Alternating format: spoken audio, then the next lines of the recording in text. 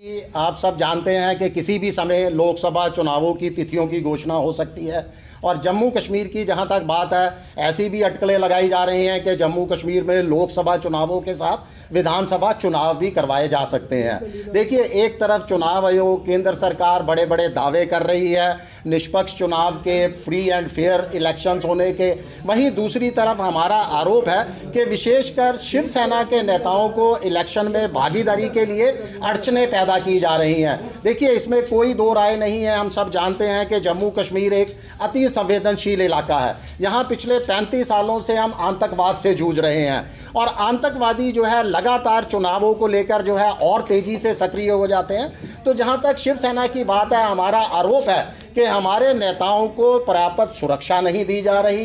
Party के प्रचार प्रसार करने से लगातार जो है वो रोका जाता रहा है। हाल ही के अंदर मैं कुछ उदाहरण भी दूंगा कि हाल ही के अंदर हम 9 मार्च को जो है कश्मीर के अंदर थे, श्रीनगर में हम पार्टी का प्रचार प्रसार करने के लिए पहुंचे थे।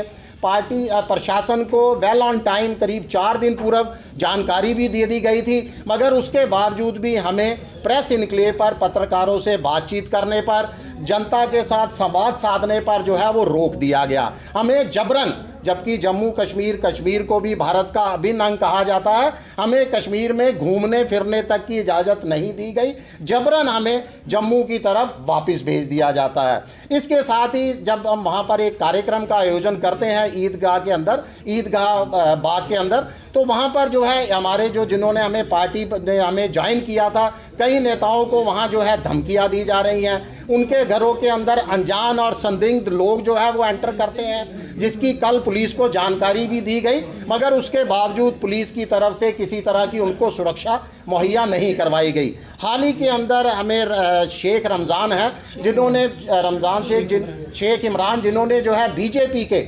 छोड़कर जो है हमारी पार्टी का दामन थामा था। बीजेपी के ऊपर भी ये काफ़ी अच्छे स्टेट लेवल के पद पर थे। इन्होंने शिवसेना ज्वाइन की है। इनको भी मैं आपको बता दूं, कई इनके पास धमकियों भरे पत्र हैं जो इन्होंने प्रशासन को भी उसकी जानकारी दी है। ये तमाम धमकियां हैं जो इनको आई गई हैं। इनके घर में जो है हमले हुए हैं, तमाम धमकियां दी गई हैं, मगर इनको भी पर्याप्त सुरक्षा नहीं दी जा रही। ये अनंतनाग के रहने वाले हैं। यहाँ तक कि इनको पार्टी प्रचार प्रसार के लिए कहीं आने जाने की भी इजाज़त नहीं है। अनंतनाग के अंदर जरूर इनको सुरक्षा दी गई है, मगर अनंतनाग के बाहर घूमने की इनको इजाज़त नहीं है।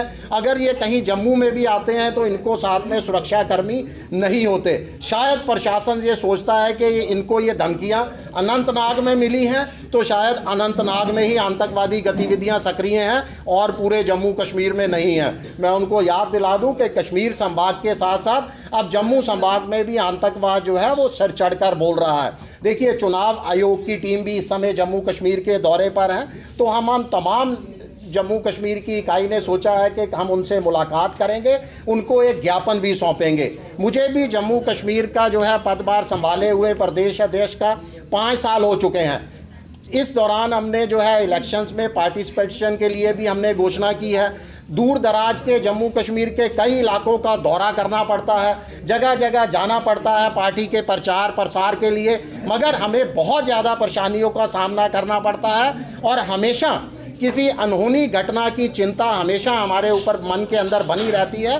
तो हम चाहते हैं कि जल्द से जल्द, अगर सरकार चाहती है, केंद्र सरकार, चुनाव आयोग चाहता है कि जम्मू कश्मीर में आने वाले तमाम चुनाव फेयर तरीके से करवाए जाएं, पूरी तरह से फ्री एंड फेयर हो, जनता की ज़्यादा से ज़्यादा इसके अंदर भागीदारी हो, तो मैं अपील करता हूं कि जल्द से जल्द तमाम विपक्षी पार्टियों, खास करके शिवसेना के नेताओं को भी जो है वो सुरक्षा प्रदान की जाए। हमारा आरोप है कि कहीं ना कहीं ये सोची समझी रणनीति के तहत शिवसेना नेताओं के साथ सौतेला व्यवहार किया जा रहा है।